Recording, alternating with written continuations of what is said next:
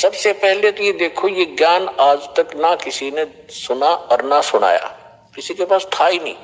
और जिन महापुरुषों के पास था उनको प्रतिबंध कर दिया था, मालिक ने प्रतिज्ञा करा दी थी कि अभी इसको डिस्क्लोज ना करना। तो महापुरुष थे, वो अपनी अमृतवाणी में बोल के सारा कुछ लिख के एफिडेविट बना के कबीर इज गॉड, ये वो फाइनल कर गए थे वो महापुरुष, जिनके दास बार बार उनके शुभ नाम आपको सुनाता है। और फिर हमारे सदग्रंथ उसी का प्रमाणित करते हैं कि कबीर इज गॉड। तो फिर ये क्लियर हो गया कि आज तक कोई हमें यही निर्णय नहीं करके बताया कि भगवान कौन है और कैसा है। अब जैसे रामकृष्ण को और विष्णु जी को, शंकर जी को भगवान मानने वाले, उनसे अगर हम पूछा करते थे कभी कि भगवान, वो कहता मैं समाधि लगाता हूं, भगवान देखा आपने? भगवान दिखता थोड़ा ही है, वो तो निराकार है। अरे ये विष्णु ब्रह्मा जी की मूर्ति रख रखी, ये क्या फिर? तो हमारा निराधार ज्ञान था, बेसलेस था, हम डामाडोल थे, स्थिर नहीं थे। और इसी प्रकार ये राधा स्वामी किसी ने पूछ लो या किसी महर्षि ने पूछ लो, अभी तक जिनके विचार रहे हैं, परमात्मा तो निराकार है। साकार आता जब रामकृष्ण रूप बन जाता है, फिर निराकार हो जाता है। तो खा ज्ञान था इनको। वेद बताते हैं कि वो परमात्मा सशरीर है, मनुष्य दृश्य है, ऊपर सिंहासन पर विराजमान है और उसके सिर पर मुकुट है। ये तो वेद बताते हैं, राजा की तरह बैठा। और यही वो संत बताते जिनको भगवान ने जिन आंखों देखा वहां पर। तो फिर इसमें कोई डाउट नहीं रहा कि हु इज गॉड और कैसा है वो भगवान। तो ये सारे कंसेप्ट क्लियर इस दास न करे, आज तक किसी ने नहीं किए। तो इसी प्रकार इस साधना पर भी विश्वास करना, किसी से डगमग ना होना, क्योंकि काल ने अपने एजेंट छोड़ रखे हैं।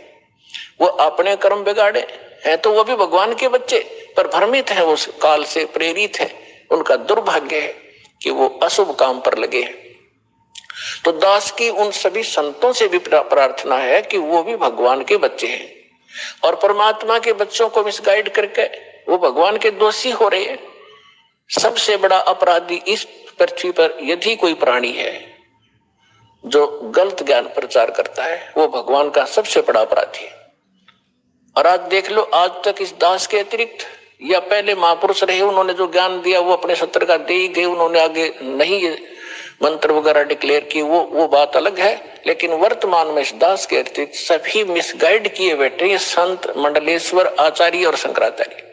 तो ये अपराधी उस परमात्मा के, इनको चाहिए अपना भी कल्याण करावे और सच्चाई से अपने अनुयायियों को भी परिचित होने दे, इनका भी कल्याण हो जाएगा। समय आ गया, ये तो होगा ही होगा। ये कह देंगे तो इनका जो है बड़ी शाबाशी होगी, इनकी इज्जत रह जाएगी। और नहीं तो चलिए तो यहाँ आवेंगे, फिर ये अकेले बैठे रहेंगे वहां पर, रोए जाइए अपने कर्माने। आज कौन ऐसा मूर्ख है जो अपने जीवन को नाश करेगा जब पता लग जाए? तो फिर दूसरी समस्या ये आती है कि गुरु ही बदलना चाहिए। कोई बात हुई या एक डॉक्टर से इलाज नहीं होता तो 100 बदलने चाहिए अपनी जान बचाने के लिए। और कबीर साहब कहते हैं, जब लग गुरु मिले नहीं साचा, तब लग गुरु करो 10 पांचा।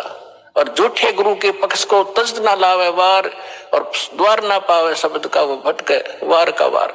और इतना शीघ्र बदल देना चाहिए गुरु को। कबीर साहब कहते हैं कि डूबे थे पर उबरे, गुरु के ज्ञान चमक, और बेहरा देखा जरजरा, उत्तर चले फड़क।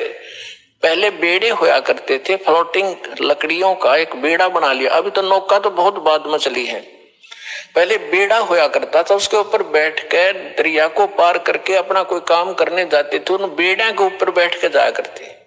तो वो बेड़े कई बार गल जाते थे, कंडेम हो जाते थे। तो जब परमात्मा कहते हैं कि जिस साधना को आप कर रहे हो, जो गुरु की, जिस गुरु के जहाज में आप बैठे हो, उसका जब आपको उसके सामने दूसरा जो बिल्कुल ओके बेड़ा आ गया, नौका समझ लो आप, बेड़ा तो नहीं समझ में होगा। अब एक नौका है जिसमें आप बैठे हो, उसके अंदर सुराख हो गया है और जल उसके अंदर घर कर रहा है, अंदर प्रवेश करना शुरू कर दिया है। और उसके बराबर में दूसरा कोई सही ओके नौका रख देता है, साथ में खड़ा कर लेता है, और वो कहता है कि भाई तुम डूबोगे, इसमें आ जाओ। अब जिसने गुट्टी सूटी ला रखी होगी, नशा कर रहा होगा, तो ठीक है मौज हो रही है, वो तो डूबेंगे। और जिनको नशा नहीं है और उनको पता लग गया दोनों का डिफरेंस कि ये जल आ रहा है, तुम डूबोगे इसमें, तो वो जो दिन का नशा नहीं है वो तुरंत एक सेकंड भी ना लावे, तुरंत कूद जाएंगे उसके अंदर। तो यहाँ परमात्मा कहते हैं डूबे थे पर उबरे, गुरु के ज्ञान चमक और बेड़ा देखा जर्जरा, यानी टूटा फूटा डुबाने वाला। उत्तर चले फड़क फड़क, जैसे पशु कई बार आवाज सुनकर हॉर्न की फड़क को भाग जाता काफी दूर, बहुत स्पीड से भागता है एकदम। तो कहते हैं ऐसे कूद गए दूसरे में। तो परमात्मा कहते हैं झूठे गुरु के पक्ष को तजत ना लावे वार, एक सेकंड के अंदर बदल लेना चाहिए। और पुण्यात्माओं, आज इस विश्व में कोई गुरु नहीं है इस दास के अतिरिक्त। सतगुरु की तो बहुत दूर की बातें हैं, वो गुरु भी नहीं है। तो कबीर साहब कहते हैं गुरुआ गाम बिगाड़े संतो, गुरुआ गाम बिगाड़े, गुरुआ गाम बिगाड़े संतो, गुरुआ गाम बिगाड़े, ऐसे कर्म जीव कहला दिए ईब जड़े ना धाड़े। अब परमात्मा रह रहकर अपने उस ज्ञान के माध्यम से हमें बताना चाहते हैं कि गुरुआ गाम बिगाड़े संतो, इन गुरुआ गाम बिगाड़े, इन नकली गुरुओं ने जगह जगह गुरु बने बैठे और ऐसे कर्म जीव कहला दिए बहुत जड़े ना झाड़े। अब कोई जो भी पूजा उन्हें चपका दी, उनका ये कर लो, श्राद्ध निकाल लो, फलाना कर लो। अब वो उनको छोड़ना नहीं चाहते, जबकि सारे शास्त्र विरुद्ध साधनाएं हैं। अब क्या बताते हैं, पाहन को परमेश्वर कहते, या नंदा बड़ी भारी, या को मोह को समझ पड़ी है पूजा दी अगारी। जो हड़का जल भर कहलाए चरणामृत ठहराए, जड़ के चरण धो के दीने फिर चेतन को फिर पाए। अब क्या बता रहे हैं कि जैसे पहले हमने देखा हमारे गांव में एक शिव जी का मंदिर है और कभी वहां चले जाते थे, कभी त्योहार होता था, शिव जी का मेला पड़ता था, तो क्या करते थे, उस जोड़ मत है तालाब में जिसमें भैंस भी माए मूते हैं, उस सब नहाया करती हुए भी पेशाब करें टट्टी करें, और उसमें से भर के लाते लोटा और उसको फिर भगवान शिव जी के उस पर शिवलिंग पर डालते और फिर आगे निकलता उसको लोटे में भर लेते। उसने चरणामृत बनाकर सारे नबाटा करता पुजारी। परमात्मा कहते हैं कि जो हड़का जल भर के लाए तालाब से और चरणामृत ठहराए और जड़ के चरण धो के प्याए, उस पत्थर की मूर्ति के चरण धो के प्याए और जड़ के चरण धोकर दीने चेतन को फिर पाए। चेतन को प्याओ जड़ की जो पत्थर के चरणों का चरणामृत। फिर कहते हैं कौवा मच्छा और मीन जल पिया और बिष्टा की नमाई, गुरुआ कह तो गारा लग गया जुग जुग छूटे नहीं। भरम विभूषण शब्द हमारा, कोई गावे कोई रोवे और पांडे को तो परख नहीं, ये खिचड़ी मुंह में धोवे। कहते हमारा जो ज्ञान है ये सब भ्रम का निवारण करने वाला है, इसको सुनो। और पांडे जो यानी जो आपके गुरुजी आपको दीक्षा साधना बता रहे हैं, ये तो ऐसा है जैसे कीचड़ से कपड़ा धो रहे हो तुम, दूनी गारा लगेगी, वो साफ नहीं हो सकता जो साधना आप करें। भैरव भूत मसाणी पूजे और दुर्गा देवी ध्यावे, उत्ती के तो तब ही बाजे जो बकरे आण कटावे। भेड़ पूछ को पंडित पकड़े, ये बादो नदी बिहंगा, गरीब दास वो भव जल डूबे, नहीं साध सत्संगा। कि जिनको संतों का संग नहीं मिला, सत्संग नहीं मिला, वो भवजल के अंदर ही डूब जाते हैं। भेड़ पूछ को पंडित पकड़े, ये आपके गुरुजी कहते हैं आपको दरिया पार कराने के लिए ऐसा साधन दे रखा है, जैसे कोई ये कह दे कि भेड़ की पूछ पकड़ा दे और कहते इसको लेकर दरिया में बढ़ जा, ये पार कर देगी तुझे। तो वो साधन दरिया को पार करने का नहीं है, ये तो आपको अंडरस्टूड है। उसका कौन सा साधन है कि नौका हो ओके, लीक प्रूफ हो, वाटर प्रूफ हो और उसने रखे और साथ में फिर चलाने वाला सही कार्य बिल्कुल परफेक्ट हो और उसमें बैठा फिर पार होगा। भेड़ पूछ के पकड़ने से दरिया पार नहीं हो सकती। इसी प्रकार जो साधनाएं आज तक आप कर रहे थे वो ऐसी साधना थी, मोक्ष कराने के लिए जैसा आप उद्देश्य ले रहे थे ऐसी थी, जैसे भेड़ की पूछ पकड़कर दरिया पार करते, और वो भी भादों वाली दरिया। भादों के अंदर सबसे ज्यादा वर्षा हुआ करती थी और सभी दरियाएं ओवरफ्लो होकर किनारों को चाटती हुई चला करती हैं। और ऐसे भयंकर समय में और ये साधन दे रखा आपको, तो यहाँ कहते हैं भेड़ पूछ को पंडित पकड़े भादो नदी विहंगा, और गरीबदास व भव जल डूबे जिन नहीं साध सत्संगा। जिनको संत सतगुरु नहीं मिले वो यहीं डूब जाएंगे। कबीर साहब कहते हैं कबीर इस संसार को समझाऊं के बार, और पूछ पकड़ के भेड़ की ये उतरा चाहे पार। अब थोड़ी सी इन नकली गुरुओं की हिंदी करता हूं, उसके बाद आगे आज की कथा सुनाएंगे। अब परमात्मा क्या कहा करते, गरीबदास साहिब को भगवान मिले, सचखंड ले गए, फिर वापस छोड़ा।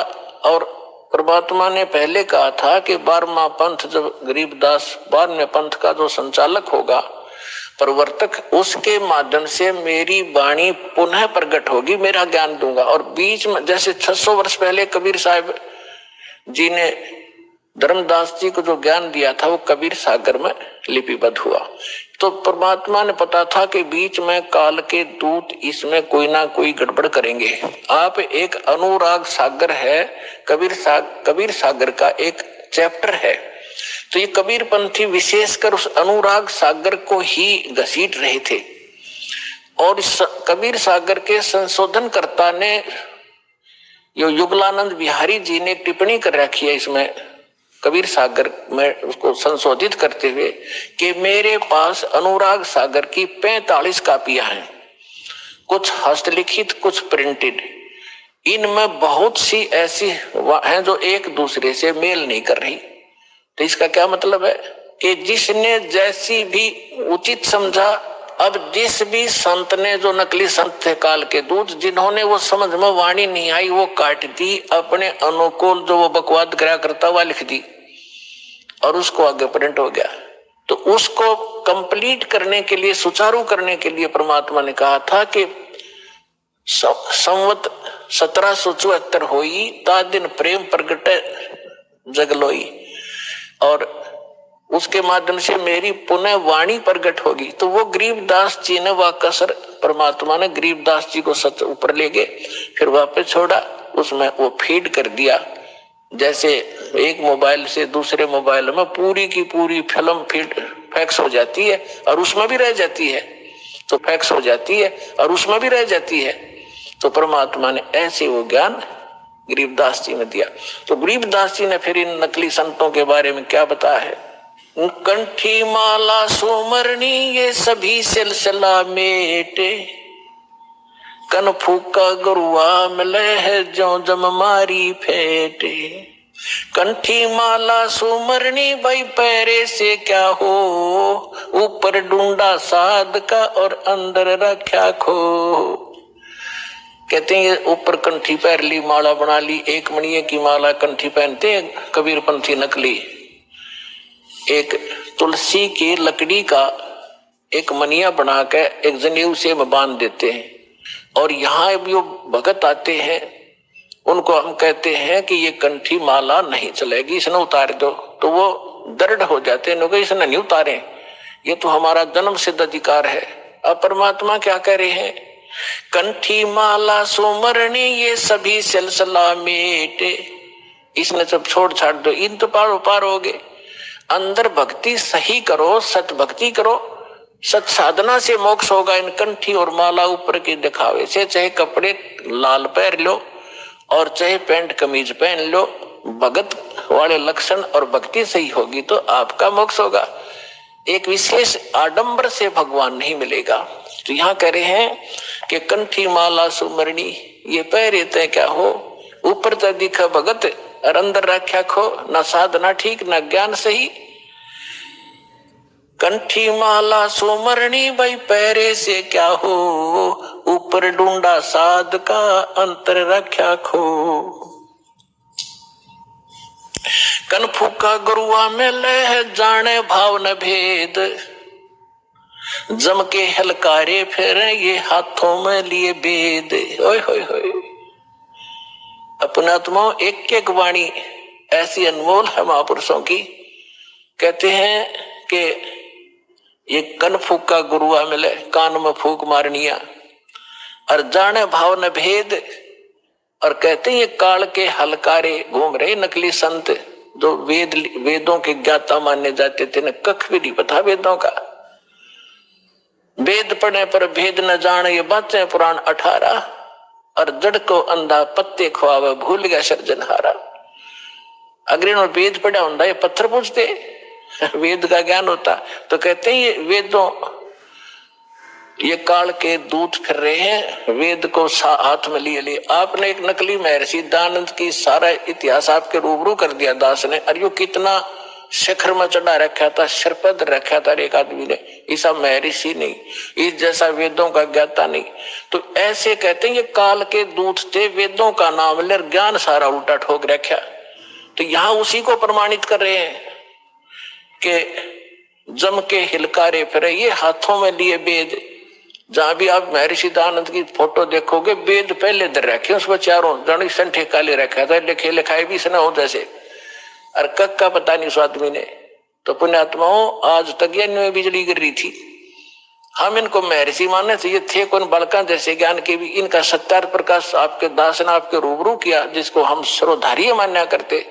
और उसमें इतना डंगा बकवाद भर रखी जो एक आम आदमी भी ना लिखे ऐसी बात, तो मूर्ख भी जो उसने लिख रखी। कहते सूर्य पे ऐसे व्यक्ति रहते हैं जैसे यहाँ पर है, सारे बाग बगीचे हैं, सारे पदार्थ हैं, बता। वो एक इंसान भी था और मैं ऋषि की पदवी पाएंगे। कहते हैं झूठे गुरु बहुत हैं ये अनगन कोट अनंत, सार नाम का भेद बतावे सो सतवादी संत। झूठा गुरु काल है ये फांसी दे अड़ाए, मारत है मैदान में वो छलबल बहुत बनाए। झूठा गुरु काल है ये गुरु का दया स्वरूप है, या मैं मीन नमेख है जैसा संवल रूख है। एक एक वाणी का निष्कर्ष देखो पुण्यात्मन। महापुरुष ये थे, वो महापुरुष भगवान से प्राप्त ज्ञान, यानी ये तत्व ज्ञान है। कहते हैं झूठा गुरु काल है और गुरु का दया स्वरूप, और या मैं मीन नमेक है जैसे संभल रूख। अब जैसे एक संभल का पेड़ होता है, संभल, और संभल के पेड़ पे ये तोता जो होता है, तोता ये वृक्षों को सिलेक्ट कर लेते हैं कि ये वृक्ष, देखते रहते हैं, ताक में रहते हैं कि ये पौधा उगा है, ये पेड़ बनेगा और फिर इसके फल खाऊंगा। तो जो ये संभल का पेड़ जब उगता है, बहुत सुंदर पत्ते होते हैं, बड़ा हरा भरा होता है, और बड़ा हो जाता तो इतने बढ़िया फल लगते हैं इसके डोडे, और ऐसा लगता है जैसे बहुत ही स्वादिष्ट पदार्थ होगा, लेकिन उसमें होती है रुई। अब वो तोता ये देखता है कि ये फल पक गया, 12 वर्ष इंतजार किया कि फल खाऊंगा, इस फल यहाँ ये पेड़ घने हो गए वृक्ष इसके संभल के, और जब वो परिपक्व होते हैं, जिस उद्देश्य से वो चोंच मारता है, उसमें वो पदार्थ ना हो करके रुई उसके मुंह में फंस जाती है, उसने जान बचानी मुश्किल हो जाती है तोते में।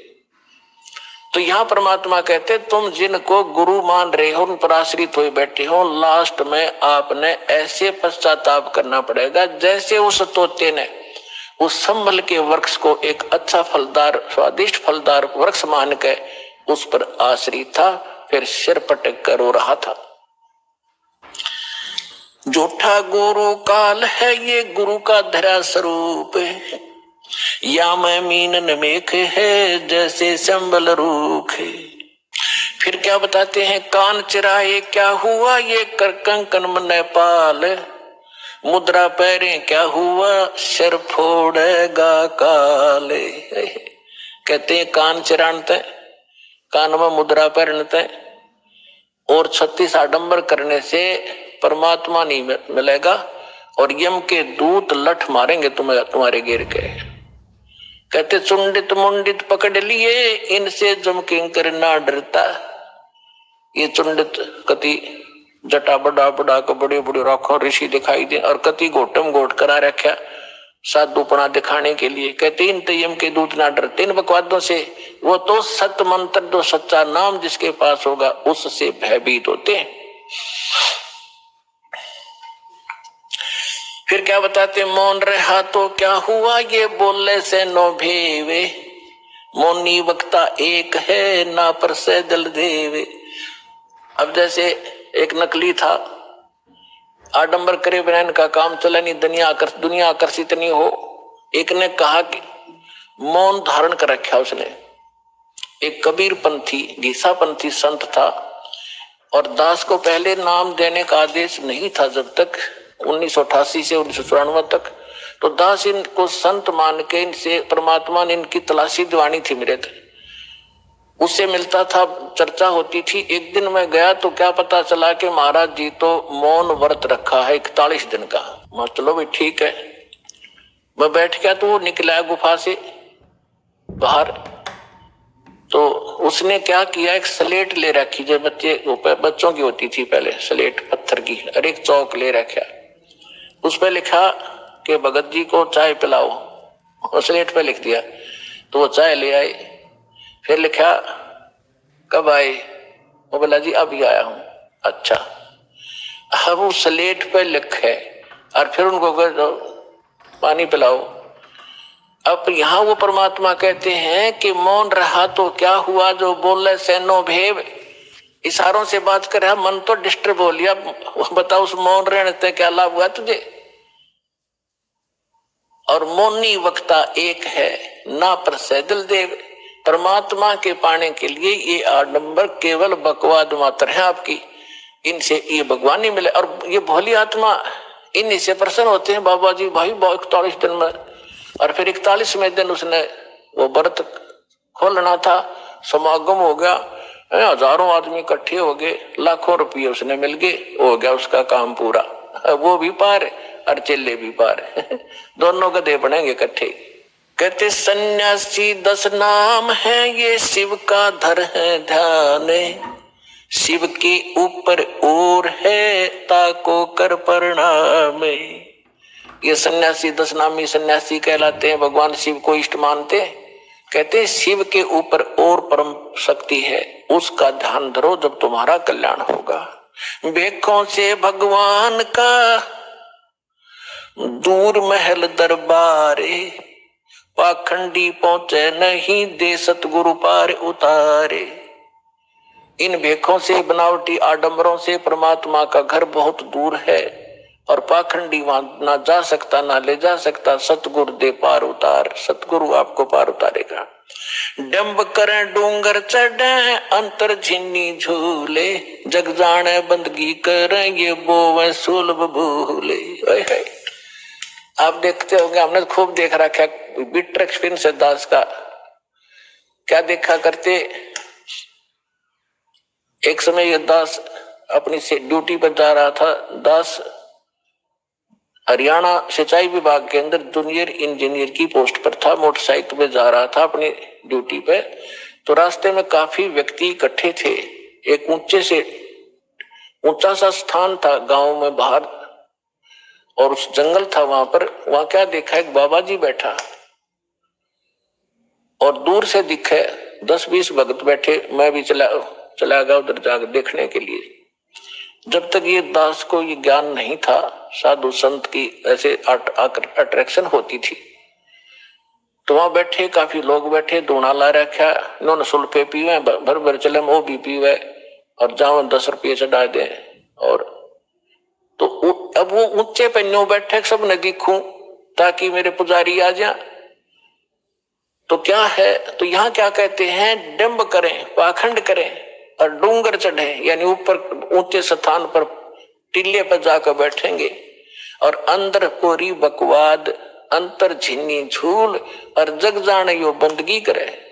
आम जनसाधारण तो ये समझता है कि भक्ति कर रहा होगा, तो परमात्मा कहते ये बो है सूल बबूल, ये तो अपने भविष्य में की करके काटे बोन लाग रहा है, कर्म फोड़ रहा है अपने। डंब करे डूंगर चढ़े, ये अंतर झिन्नी झूले, जग जाने बंदगी करे, ये बोवे सूल बबूले। फिर कहते हैं माला मुक्ति न होते है, मुक्ति होता है नाम। इन माला से मुक्ति नहीं होगी, इस नाम से मोक्ष होगा। चाहे माला तो जप ले, चाहे बिना माला तो जप ले, केवल ये माला पैर के आडंबर करने ते बात नहीं बनेगी। अपने आत्माओं जैसे दास आज जो सत्संग एंड करेगा उसी के कारण ये आगे चल के बात बिगड़ जाती है। जैसे थोड़ा सा उदाहरण देता हूं, ये माला गलमा पहनने की परंपरा कैसे चली। जब भक्ति किसी भी युग में कभी प्रारंभ हुई थी, परमात्मा आते हैं, थोड़ी बहुत भक्ति वो स्टार्ट कर जाते हैं, चाहे प्रथम मंत्र की ही थी, तो उस माला से जाप किया करते थे। तो पहले क्या करते थे, जे कपड़े वस्त्र इसे होते नहीं थे, माला से जाप किया और माला को आदर के साथ गले में डाल लिया करते। वो लोग दिखावा नहीं था, वो सिर्फ अपना सुरक्षित स्थान और आदरणीय स्थान सीने से लटकी रहती थी, और जब उसकी आवश्यकता पड़ती उसको जब जाप कर लिया करते थे। तो जिसके गले में माला होती वो जाप करते थे, तो बगैर मर्यादा के उन मंत्र करने वालों से अगर किसी को दुआ निकल गई वो सफल होगी। तो गृहस्थी आदमी ने को किसी ने आशीर्वाद दे दिया, उस माला वाले ने जाप करनी ने, तो उसको लाभ हो गया, तो उनकी पूजा शुरू होगी, अपने घर घर बुलाने लगे। जब यह थोड़ी सी भक्ति डाउन होने लगती है तो फिर ये पहचान मान ली कि जो गल में माला डाल रहा है ये भगत है और इसकी पूजा सेवा करने से बहुत लाभ हो जाए। तो हम दो भागों में बट गए। तो जो माला डालने दिखता उसको हम भगत और संत मान लेते, उसकी सेवा करते, चरण धोते और उससे थोड़ा बहुत लाभ उसको मिल जाता। अब कैसे, वो तो ऐसा था जैसे एक किसी ने अपने टायर में हवा भर रखी है और उसमें से लाकर दूसरी ट्यूबर दूसरे के टायर में डालता रहे, तो थोड़ी बहुत आ जाएगी, उसका भी काम ना चले पूरा और उसकी खत्म हो जाएगी। तो ऐसे बात बिगड़ती चली गई। तो ऐसे हम इन नकलियों को जो गल में माला डाला करते, प्रारंभ में तो ये भगत थे, फिर मर्यादाहीन होने से अपनी संग्रहित कमाई को यही डिस्ट्रॉय कर जाया करते थे और दोनों यहीं के यहीं रह जाते थे। तो इस प्रकार ये माला का प्रचलन चला था। तो फिर लोगों ने जब नो देखा कि माला जिसने डाल रखी है उसको भगत मानते हैं, फिर मेरे जैसे पाखंडी ने दो दो डालनी शुरू कर दी। तो क्या कहा करता को पूछता, भाई दो क्यों डाल रखी है भगत जी के, दोनों हाथा जप्या करूं मैं। तो उन्होंने सोचा भाई यू और बड़ा भगत होगा तो उसकी और ज्यादा पूजा शुरू होगी। तो जिसने फिर तीन तीन चार चार डालनी शुरू कर दी तो चार आले ने ज्यादा पसंद करने लग गया आम बोले भगत। तो न्यो भट्ठा बैठ गया। एक आश्रम के अंदर कुछ भगत, वो गांव वालों ने एक आश्रम बना रखा था, 5-7 कमरे बना रखे थे। इसी तरह हम ज्ञानहीन होने से हम इन नकलियों के मजदूर बने रहे।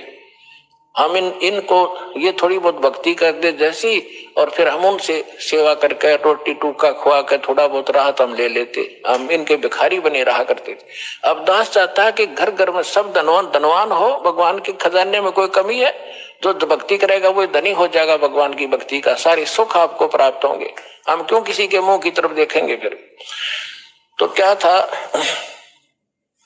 उसमें 5-7 कमरे बना रखे थे, वहां पर साधु संत आया करते थे और गांव के लोग वहां सेवा करने जाते थे। तो वो क्या किसकी सेवा करा करते, जो ज्यादा भजन करता दिखे। उन्होंने क्या पहचान कर रखी थी कि ज्यादा भजन कौन करता है, जो सबसे पहले उठ कर स्नान करके और अपने भजन पर बैठ जाता है। तो भगत वहां जो रहते थे सेवादार का, तो गांव वाले उनसे पूछा करते थे कि आज पहले कौन सा उठा था, कि आज जो उनके लंगोट सूखा करते बाहर एक एक कोपीन रखते थे, वो धो के सुखा के और अपने भजन पर बैठ जाते थे।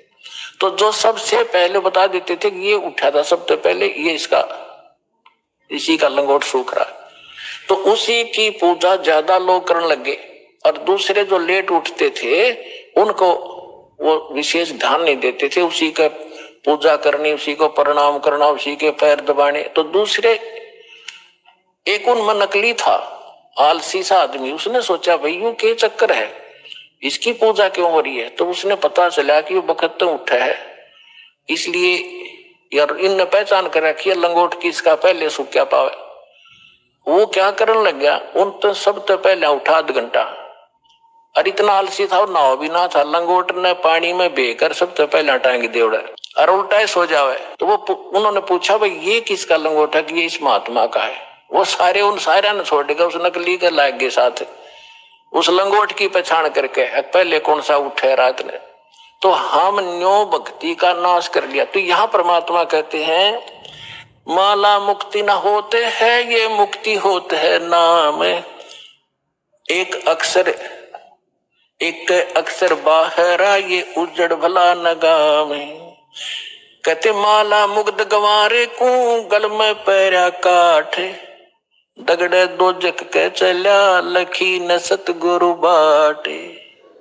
माला मुग्ध इस मूर्ख ने गल में काठ पैर रखा, इतना मोटे मोटे मणिये, और दगड़े दो जग के चला, नरक के रास्ते को पकड़ रखा है। लखी ना सतगुरु बाट, यानी सतगुरु के मार्ग का इसको पता नहीं चला। मूंड मुंडावे मूर्खा, ये कर है घोटम घोटे, बार भेख बनावे ही अंदर अनगिन खोटे। मूंड मुंडावे मूर्खा यानी कुस्ता फिरा लेते हैं, कचकोला कोरा कटवा लेते हैं, और कर मूंड मुंडावे मूर्खा और कर है घोटम घोट, और बाहर भेख दिखावे ही, बाहर तजनो दिखा बड़ा महात्मा होगा, अंदर अनगिन खोट। केले की कॉपी ने है ये फूल पान पल खाही, नर का मुख नहीं देखते जो बस्ती निकट ना जाई। एक समय इस दास को ये ज्ञान प्राप्त हुआ, तो हम अपने ऑफिस में बैठ के फिर तो हमारे पास एक यही चर्चा हो जाती है, जो भी जिसने हमारी बात सुनाई थी उसको चर्चा शुरू कर देते थे। तो उनमें से एक कहने लगा कि नहीं आपने संत तो देखे नहीं है। मैंने बताया मेरा ऐसे ऐसे गुरुजी हैं, उनसे मैंने दीक्षा ली है। तो वो एक कहने लगा आपने संत तो देखे नहीं है। दूसरा मेरा साथी कह रहा था मैं कैसे होते हैं भाई, कि मैं एक बार ऋषिकेश गया हुआ था हरिद्वार से आगे, और वहां एक आगे जंगल है 1 किलोमीटर आगे चल के साइड में, और वहां एक महात्मा रहता है, और वो केवल एक लंगोट बांधता है केले के पत्तों की, जंगल में रहता है, और जंगल में इतना गहरा चला जाता है आदमी के तो दर्शन भी नहीं करता वो, और जय उसके दर्शन हो जाए तो बेड़ा पार हो जाता है। तो बहुत से लोग वहां इकट्ठे हो रहे थे, तो मैं भी जाकर बैठ गया, उनसे पूछा ताछी की, तो उन्होंने बताया कि एक महापुरुष रहते हैं यहाँ पर, और वो कभी कभी यहाँ दिख जाते हैं विचरण करते हुए, तो हम उसके दर्शनार्थ बैठे हैं, हो सकता हमारे भाग जाग जाए। लेकिन वो जब भी कोई आभास होता है तो भाग कर अंदर गुफा गहरी जंगल में भाग जाता है, आदमियों को दर्शन नहीं देता। तो कहने लगा कि एक बता रहा था कि मैंने एक दिन थोड़ी सी दर्शन हुए थे, बस एकदम फिर वो पीठ फेर कर भाग गए, बस उस दिन थोड़ी सी कसर रह गई, ना बेड़ा पार हो जाता। तो उसी आस में 20-30 आदमी बैठे थे वहां। अब इस परमात्मा के ज्ञान से वो निर्णय होगा कि वो के था, वो कौन था। है उसके क्या कहते हैं सूक्ष्म वेद में, केले की कोपीन है वो फूल पान फल खाही, केले के पत्ते की तलंगोट बांध रखा है। ऐसे बैरागी त्यागी महसूस होते हैं, और फूल पत्ते और फल खा के गुजारा करते हैं, और बस्ती के निकट नहीं जाते, आदमी का मुंह भी नहीं देखते। ऐसे त्यागी बैरागी, उनको संसार एक समर्थ संत मानते हैं। अब उसका पैमाना दिया है सूक्ष्म वेद में, केले की कोपीन है जो फूल पान फल खाही, नर का मुख नहीं देखते जो बस्ती निकट नहीं जाही। वो क्या है, वो जंगल के रोज है जो मनुष्यों बिद के जाही, निस्दिन फिरो उजाड़ में न्यो परमात्मा पावे नाही।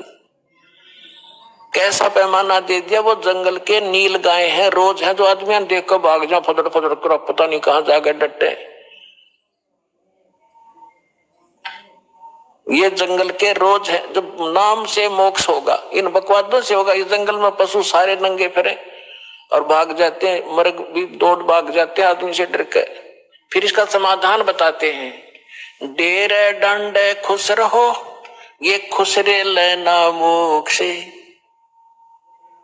ध्रुव प्रहलाद पार उतर गए फिर डेरे में क्या दोष। परमात्मा देखो, और तो कोई उदाहरण उनके पास था नहीं जब ये ज्ञान मालिक दिया करते थे।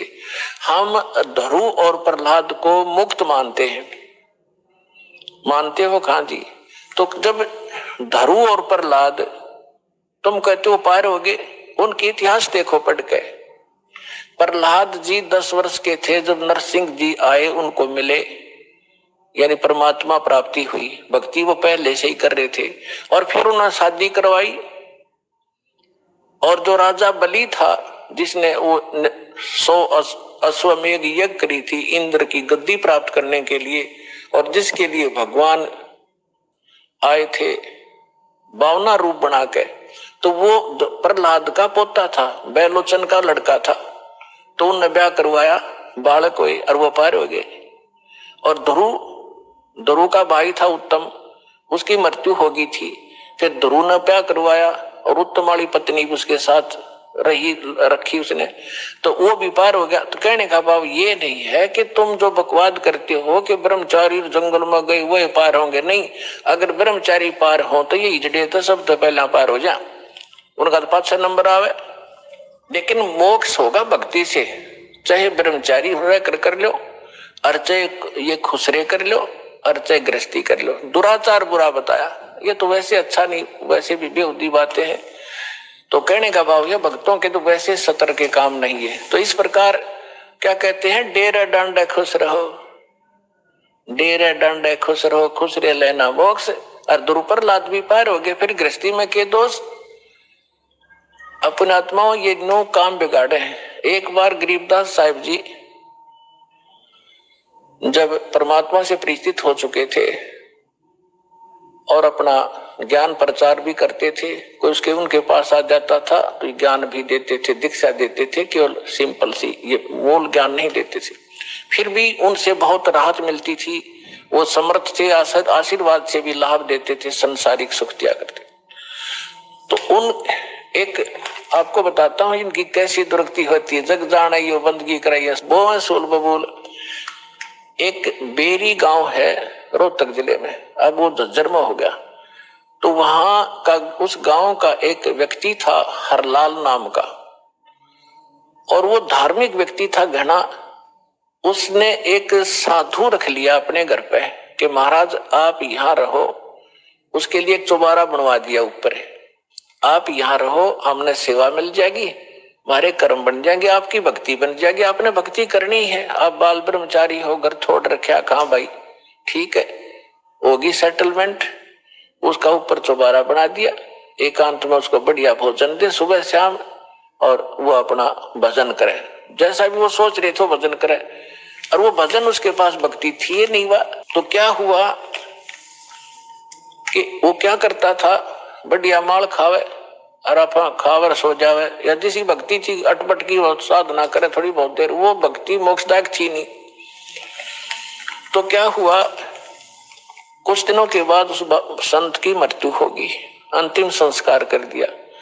तो पहले क्या करते थे कि गांव के जो किसान लोग थे बैलगाड़ी रखा करते थे, और ट्रांसपोर्ट का जो काम होता था आजकल ट्रकों से होता है, पहले बैलगाड़ियों से करा करते थे। तो बेरी से और इधर नजफगढ़ साइड में जाया करते थे, वो अपनी उस मंडी से सामान लाते थे, जैसे वहां से गुड़ ले आए, बूरा ले आए, इधर से बाजरा ज्वार ले जाते थे भर के, ऐसे वो ट्रांसपोर्ट करते थे। एक दिन गरीबदास साहिब जी उसी रास्ते पे, जो रास्ता गांव छुटानी से होकर बेरी से और आगे जाता था नजफगढ़ साइड में, तो वहां कुआं था एक, उस कुएं पे बैठ कर गरीबदास जी स्नान कर रहे थे। सुबह सुबह गर्मियों का मौसम था, 5 बजे उधर से वो हरलाल गाड़ी लिए आ रहा था, और उसने जो बैल एक जोड़ रखा था, वो बैल था गोरे कलर का, लाल रंग का। और वो क्या उसने, वो बैठ गया, वो बैठता था ऐसे, और वो हरलाल उतर कर फिर उसका लठ मारता, उसने फिर जबरदस्ती ठाता, फिर वो आधा किलोमीटर ठीक चलता, फिर बैठ जाता। तो वो कुदरती वहां बैठ गया कि जहां गरीबदास जी नहा रहे थे, स्नान कर रहे थे। तो गरीबदास जी न्यो के न्यो उठ के धोती बांध रखी थी नहाते नहाते, और वहां गए उस बैल के पास जो बैठ गया था। एक बैल खड़ा था, गाड़ी रुक गई थी, तो उन्होंने उसके कान में कोई बात कही। वो एकदम खड़ा हो गया, वो बैल खड़ा हो गया। तो किसान ने तो यह बड़ी बात थी, बैल ठीक चलने लग गया। और वो वहां से लेकर बेरी लगभग 10-15 किलोमीटर पड़े हैं छुडानी तक, बेरी तक वो बैठा नहीं। उधर से राम रमी हुई, महाराज कौन हो आप? भाई गरीबदास नाम है मेरा। और यू क्या हो गया? कुछ ना, बस आगे इसका समझ में। जब तो वो चला गया, फिर उसने जाकर देखा, उसका जब न्योना जची की खड़ा हो गया जाते, फिर बैठेगा थोड़ी दूरी पे, वो ना बैठा। तो फिर उसने पता करा भाई वो बैल ही इतना इस दूसरे तो भी आगे चल रहा है, तो इतना तेज चल रहा है, क्या चक्कर है? उसने क्या कर दिया इसके कान में। तो वो वापस आया, जब उस गांव में रुक गया और पूछा वह गरीबदास कौन है? वो कुदरती परमात्मा वहीं आगे स्नान, गरीबदास जी उसी टाइम से स्नान, उसने नहीं सोचा इस टाइम से आया कर वो नान भगत और वहां मिल लेगा। तो जब वो स्नान करना, पता था वो भगत किस लिए आ रहा है, मालिक वो तो परमात्मा से परिचित हो चुके थे। तो जब उसने देखा कि वो आदमी है जो उस दिन बैल के कान में कुछ इसने फूक फाक मारी थी, प्रणाम किया और पूछा भगत जी आपने इस बैल के कान में क्या बोल दिया? ये तो उसके बाद डटा नहीं डटता और ना बैठता, आप तो भाई पहुंचे हुए महात्मा हो। अब इतना गरीबदास जी का उसमें इतना था नहीं, क्योंकि हम घर का जोगी जोगड़ा और बाहर का जोगी सिद्ध, ये तुम्हारी पुरानी आदत है। तो गरीबदास जी ने कहा कि अब बैठ जा, बताऊंगा क्या कह दिया मैंने। आपके घर में चौबारे में एक बाबा जी रहा करता, संत भगत अखा जी रहता था। कहाँ गया वो? तो उस अरलाल भगत ने, किसान था वो जाट, उसने बताया जी वो तो मृत्यु को प्राप्त हो गया, 4-5 वर्ष हो गए। परमात्मा ने कहा कि ये बैल ओए है तेरा बाबा जी, इस नकली पर भक्ति बनी नहीं, सत साधना इसके पास थी नहीं, यू खावा था सोवा था, नकली डड़े डोवा था, कंकर पत्थर कट्टे करे, साधना ठीक नहीं थी। ये वही बाबा जी है, वो भगत जो घर छोड़ कर चला गया था, ब्रह्मचारी भी था, बैल बनकर गाड़ी खींच रहा है, क्योंकि तेरा खा रखा था इसने, पूरा करना पड़ेगा वापस। मैंने इसको ये कहा भाई भगत जी चाहे तो लठ खा के इसका दे दे और चाहे अपना स्वभाव पूरा कर दे, पूरा करे पीछा छूटेगा तेरा। इसका समझ में आ गई, अब ये तेरे पूरे करेगा।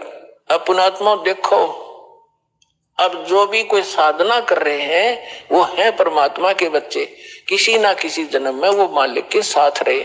आगे साधना नहीं मिलती तो वो 84 लाख योनियों में चले जाते। और परमात्मा ने वहां भी दया करा दी अपने गरीबदास जी के माध्यम से, अरलाल का मन फेर दिया कि अभी भगत था यू और यू बैल बन गया, इसकी दुर्भाग्य। पर आज के बाद इसने मैं गाड़ी में नहीं जोड़ूंगा, अलग से बांध दिया, चारा चरावे और बैठा रहे। देख परमात्मा ने भगत की वहां भी रक्षा कर दी और सुविधा दे दी, लेकिन भक्ति बिना क्या बने? अगला जन्म उसका सूर का होगा, फिर क्या सुविधा देंगे? तो पुण्यात्माओं ये सौभाग्य आपका, आपको अनमोल रत्न मिल रहा है, इन्हें संभाल कर रखियो।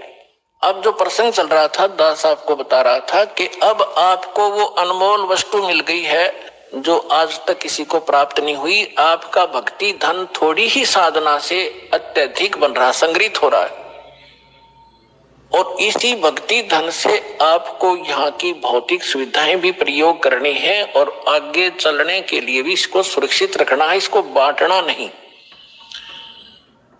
अपना आत्मा कुछ दिनों के बाद जिसने 1-2 वर्ष साधना या कर ली भगवान की सत साधना, तो आपका जो भक्तिहीन हो जाओगे, आप किसी को आशीर्वाद दे दोगे ना, वो भी फलने लग जाएगा। आपका पंचर हो जाएगा और उसमें हवा भरने लग जाएगी, आपका पंचर हो जाएगा और उसमें हवा भरने लग जाएगी, आप भी डाउन हो जाओगे, यही रह जाओगे, आपकी गाड़ी खड़ी हो जाएगी और उसने उसका लाभ होना नहीं, क्योंकि दोनों को फुल एयर चाहिएगी टायर में आगे गाड़ी बढ़ाने के लिए। और वो अलग सिस्टम है जो दास आपको दे रहा है, इससे पंप सारे भरो और अपनी गाड़ी चलाओ। एक दूसरे मूर्ख होगा जो अपने टायर में दूसरे के टायर में हवा भरे, दोनों कंडम हो जाओगे। तो इस साधना से हम ऐसे बिगड़ जाते हैं। जो प्रसंग चल रहा था कि ऐसे जो जन्म मनुष्य के होते हैं वो ऐसे होते हैं जो पुनकर्मी प्राणी है। जैसे अब ये भक्ति युग चला है, अभी 1-2 वर्ष और बाधा रहेगी, थोड़ी बहुत, ज्यादा नहीं, क्योंकि समझदार हो, बुद्धिमान हो, सबको ज्ञान हो गया, अब कौन किसकी सुनेगा। फिर 1-2 वर्ष के अंदर पूरे विश्व में फैल जाएगा, सब आपके साथी समर्थक हो जाएंगे, फिर बात तक खत्म हो जाएगी।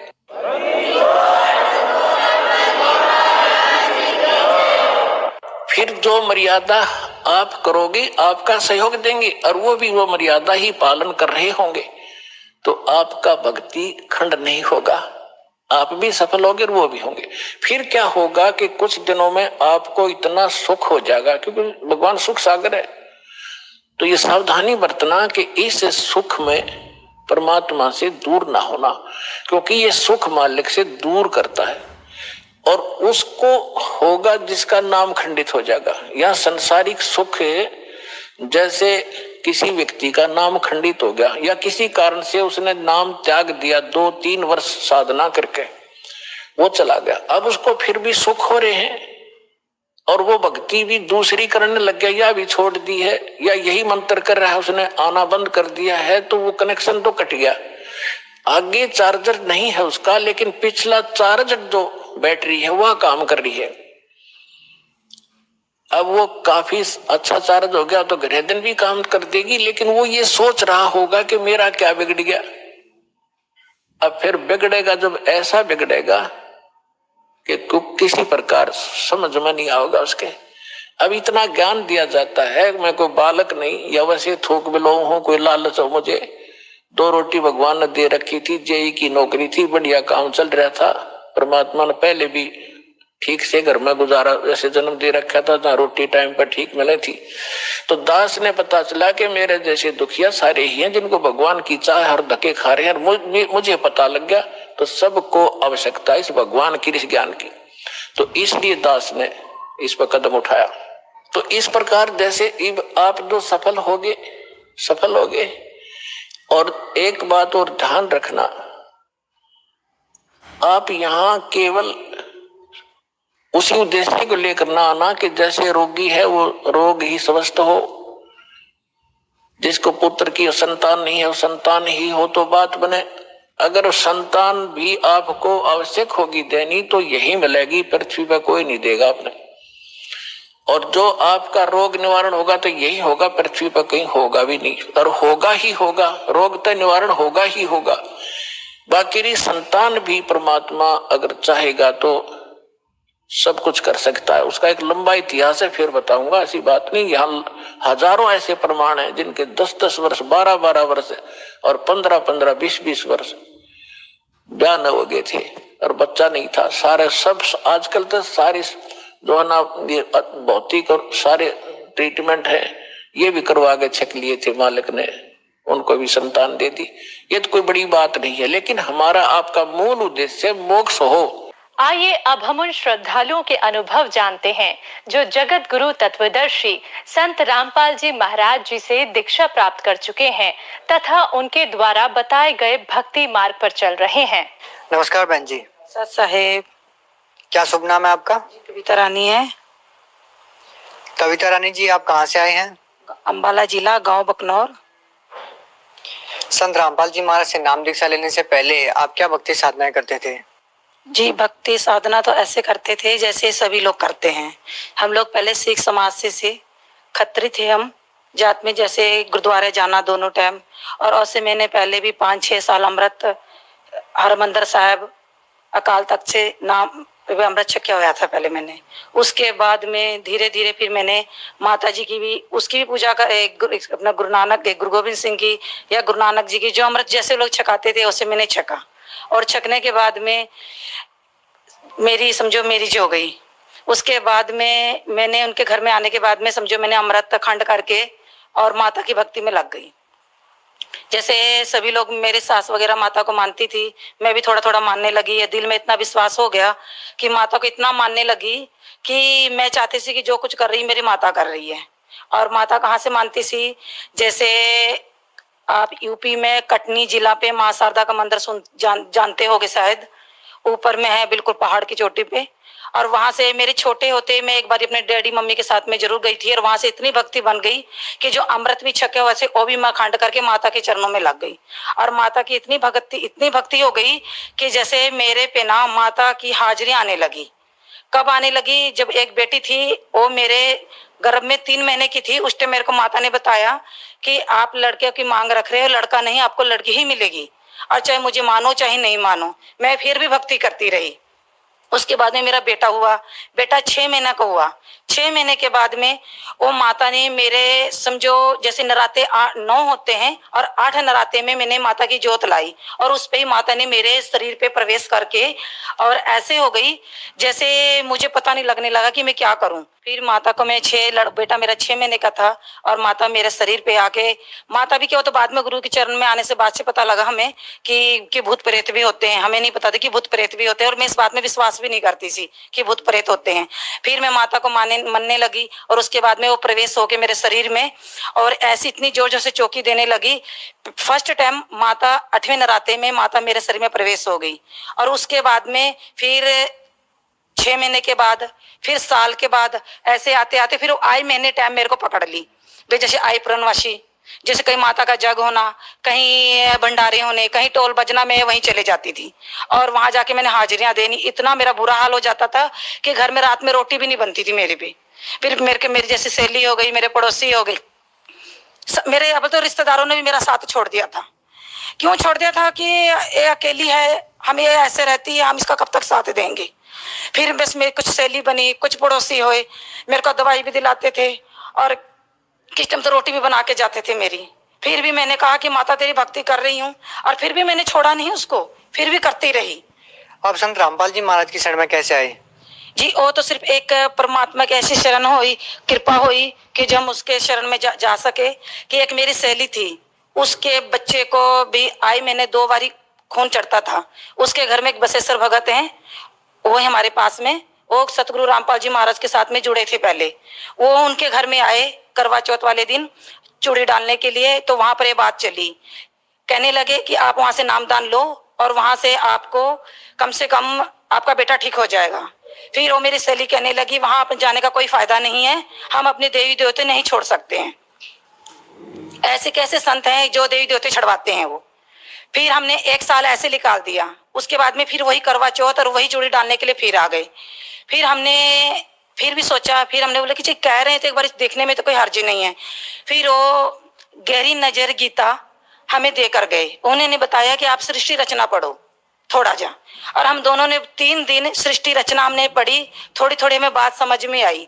फिर मैं कहने लगी कि मैं माता की इतनी भगत हूँ, और इतने इसमें प्रमाण है कि सतगुरु रामपाल जी महाराज इतनी अच्छी भक्ति कराते हैं कि सभी दुख बीमारी से दूर होंगे, और लक्ष्य राशि लाख से हमें मुक्ति मिलके सतलोक जाने का रास्ता मिलेगा। मगर हमें इस गल का बात पहले नहीं पता था हमें। फिर भी हम चलो जी उनके कहने से चले गए, और घर से मैं आपसे हाथ जोड़ के इस परमात्मा की शरण में हाथ जोड़ के मैं माफी मांगना चाहूंगी कि मैं माता की भक्ति में इतनी अंधी सी कि मैं घर से ललकार के निकली थी कि अगर जो गुरु जी होए तो मुझे झुका लेंगे, मगर मुझे सभी कहते थे कि गुरु बनाओ, मैं बनाती नहीं। फिर भी मैं वहां चले गई, और जाने के बाद में मैं कहने लगी सामने में कैसे है। अंदर में जाने से पता लगा ओहो हम तो गुरु जी को पता नहीं, एक यहाँ से हम बहुत पहले से आते हैं और सबको जानते हैं, और वहाँ इतना अच्छा वातावरण, अपने बहन भाई ऐसे हैं, अपने घर के भी ऐसे नहीं पूछते हमें। फिर वहां जाने से भी कोई कहते भगत पहले आप भी रोटी खाओ, यहाँ पर पानी है, यहाँ पर इतनी सेवा, इतनी हमें इतनी देखभाल अपने बहन भाई भी नहीं करते हैं। फिर हमने वहां पर पहले जाके भंडारा करा, और फिर जाके गुरुजी के पास में आशीर्वाद लिया, और वहां आशीर्वाद लिया भी नहीं मैंने। अभी मेरे साथ की सहेली थी वो सामने में हुई, और मैं गुरुजी के अभी दूर पे खड़ी थी, और सामने में गुरुजी ऐसे भी आशीर्वाद दे रही थी, और मैं गुरुजी को देख के ऐसे लगने लगा कि मैं कब से जानती हूँ। और मैं देख के आप मानोगे नहीं ना कि मेरे पैर से ना कम से कम 2-3 इंच मेरे पैर में जंप लग गए। ऐसे ऐसे ऐसे उछलने लगी मैं, और रोने लगी बहुत जोर से कि मैं कहती परमात्मा अगर जो भी है तो आप हो यहाँ पर।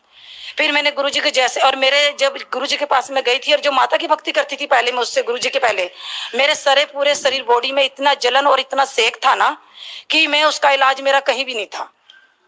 देखिए, पहले आप देवी देवताओं की पूजा करते थे, आप गुरुद्वारे में भी जाते थे, आपने अमृत भी छक रखा था। इतना सब कुछ करने के बाद भी आप भूत प्रेत की बाधाओं से पीड़ित थे। तो क्या संत रामपाल जी महाराज की शरण में आने के बाद आपकी सारी समस्याएं दूर हो गई? जी हाँ, बहुत जल्दी 8 दिन में गुरुजी ने बोलते फर्स्ट टाइम जिस टाइम हाथ रखा था उसी टाइम तो मेरे शरीर की जैसे शरीर में जितनी ज्वाला थी उसी टाइम ठंडी हो गई। मगर जब थोड़ा जैसे मैंने साधना घर में भक्ति करने लगी, परमात्मा की इतनी मेहर हुई सतगुरु रामपाल जी महाराज की, मेरे 8 दिन में मेरे सब पूरे शरीर का जो ज्वाला थी शरीर में, सर से लेके पांव तक जो सेक था वो तो बिल्कुल साफ हो गया। और उसके बाद में और जो हाजिरी में पहले देती थी माता की, उसमें आप मानो चाहे नहीं मानो, मैं जानती हूँ और मेरा परमात्मा जानता है कि मेरे शरीर के अंदर में 24 घंटा भी मैं ऐसे भी खड़ी हूँ ना, तो ऐसे करके मैं घर में भी बैठती थी। 2-3 बच्चों को अपने छोटे छोटे हैं उनको चढ़ा लेती थी ऊपर में कि बेटा मैं हिल रही हूँ, पर मेरे को रोकने की कोशिश करना। वो किसकी वजह से होता था कि वो जो मैं माता की भक्ति करती थी, 24 घंटा मेरे सर पे ऐसे होता था कि जैसे यहाँ पर मेरे कोई ना कोई जैसे 50-60 किलो का इंसान यहाँ पर कंधे पे बैठा हुआ है, और मैं उसको रोकने की कोशिश करती थी मगर वो रुकता नहीं था। क्यों नहीं रुकता था? कि वो भूत बाधा थी, मुझे पता नहीं था। और ऐसे नहीं कि मैंने और कोई संतों पे नहीं गई हूँ। हमारे यहाँ पर करके देवीगढ़ के पास में है, वो जैसे लबाणियों का गुरु है, वो उनका भी इतना प्रचार नहीं है, घरों घरों में प्रचार है थोड़े बहुत में, मगर जहां तक उनका प्रचार है वहां से लोग बहुत से ठीक भी हो रहे हैं। मगर वो लक्ष्य राशि मुक्ति से साधना वहां नहीं है और पूरी भक्ति भी नहीं है, सिर्फ वो माता वगैरह की भक्ति बताते हैं। कि मैं वहां जाने से बाद में भी ठीक नहीं हुई थी, और मैं सतगुरु रामपाल जी महाराज के पास आने से आज मैं पूर्ण तरह से ठीक हूँ। पहले जो आपको भूत प्रेत की बाधाएं थी, इतनी साधनाएं करने के बाद भी आप उससे जूझ रहे थे, तो क्या आज आप बिल्कुल ठीक हैं? जी हाँ, मैं बिल्कुल ठीक हूँ और परमात्मा की ऐसी कृपा है। बाकी सभी घर में ठीक हैं। मेरी सास ने, मेरे ससुर ने, उन्होंने भी नामदान लिया है। मेरे भगत जी हैं, उन्होंने भी नामदान लिया हुआ है, अभी वो दुबई में है। देखिए, संत रामपाल जी महाराज के बारे में ये कहा जाता है कि वो देवी देवताओं की भक्ति छुड़वाते हैं। आप क्या कहना चाहेंगे इसके बारे में? जी नहीं, वो किसी देवी देवता को छड़वाते नहीं है। वो ग्रंथ में जो उनकी साधना है देवी देवता की, वो शास्त्र के अनुसार करवाते हैं। उसको कैसे करने हैं और किस तरह उसका भी प्रमाण कहाँ है और कैसे भक्ति करनी है, वो हमारे गुरुजी बताते हैं कि अभी तक किसी धर्म गुरु को नहीं पता इस बात का। बहन जी, देखिए, आप ये कैसे कह सकते हैं कि संत रामपाल जी महाराज जो ज्ञान बताते हैं वही सत्य ज्ञान है और जो अन्य धर्म गुरु बताते हैं वो गलत है? और ऐसे है ना कि अगर आजकल सभी पढ़ी लिखी दुनिया है, ऐसे कोई नहीं समाज में नहीं है जो कोई आजकल छोटा से छोटा और बड़े से बड़े सभी पढ़े लिखे हैं। और ऐसे करो, आप एक बार देखो और देखिए अपने ग्रंथ के साथ में मिलाओ, पहले देखो तो सही कि कहाँ इसका प्रमाण है, कैसे भक्ति करनी चाहिए और भक्ति सही कौन सी है, और आपके ऊपर निर्भर है। ये नहीं कहते कि गुरुजी हमें देखो, गुरुजी सिर्फ बताते हैं और आपने करना है क्या क्या सही है और क्या गलत है। आप भगत समाज को क्या संदेश देना चाहते हैं? हम तो यही कहना चाहते हैं कि इंसान जन्म 1,84 जून के बाद में हीरा जन्म मिलता है, इसको ऐसे ना गवाएं। परमात्मा की सही भक्ति और सही गुरु की पहचान करके और अपना नाम लेकर अपने सतलोक और अपने असली घर को चलें। जी, बहुत बहुत धन्यवाद आपका। सत साहिब।